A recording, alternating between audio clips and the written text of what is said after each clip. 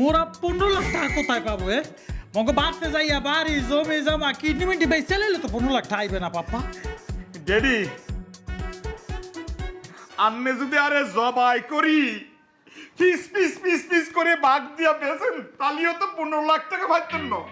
ভারে তা তোমরা লন্ডন যাবে, তোমাদের ভিসা, এয়ার টিকিট, ট্রান্সপোর্ট এত এক্সপেন্স কে বেয়ার করবে? ড্যাডি আন্নের তো লন্ডনে টিয়া, আপনার পকেট তুন টিয়া দিয়ে দেন, আমরা দুইজনে লন্ডনে যাইয়ে ইনকাম করি ব্যাগ ফেরত দিয়ে। হ্যাঁ তা আসত করি কি তোমার পাপ্পা? কি বুদ্ধির কথা কই না? হ হ সুন্দর বুদ্ধি বলছো। নোয়াখাইলা জামাইকে বুদ্ধির একটা ডাব্বা। আরে বাবা, আমি তো আমার সমস্ত টাকা পয়সা লন্ডনে ব্যাংকে রেখে এসেছি এবং ভবিষ্যতে সেই টাকার মালিক হবে তোমরা। আমার তো কোনো ছেলে নাই, দুটোই মাত্র মেয়ে, তোমরা আমার দুটো জামাই। হ্যাঁ, আমি তো বেশি টাকা নিয়ে আসিনি রে বাবা, যে টাকা নিয়ে এসেছি সেই টাকাটা তো এতদিনে খরচ হয়ে গেছে। এখন আমি টাকা পাবো কোথায় বলো?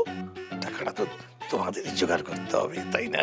তোমরা যদি টাকা জোগাড় করতে না পারো তাহলে আমরা তোমরা ডিভোর্স দিলাম, ডিভোর্স দিয়ে আমরা সিরিয়ালের টাকা অন্য পাত্রের বিয়া করবো, বিয়া করে আমরা লন্ডন লইয়া যাইবো। এখন যদি তোমরা টাকা আনতে না পারো তাহলে তোমরা জানো তোমরা কিতা করবে।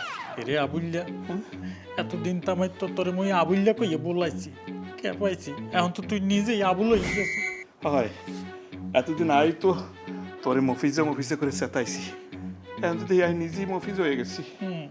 এখন তোমরা বাড়ির দিকে রওনা দাও। যত তাড়াতাড়ি টাকা নিয়ে বাড়ি থেকে আসবে তত তাড়াতাড়ি তোমরা লন্ডনে যেতে পারবে।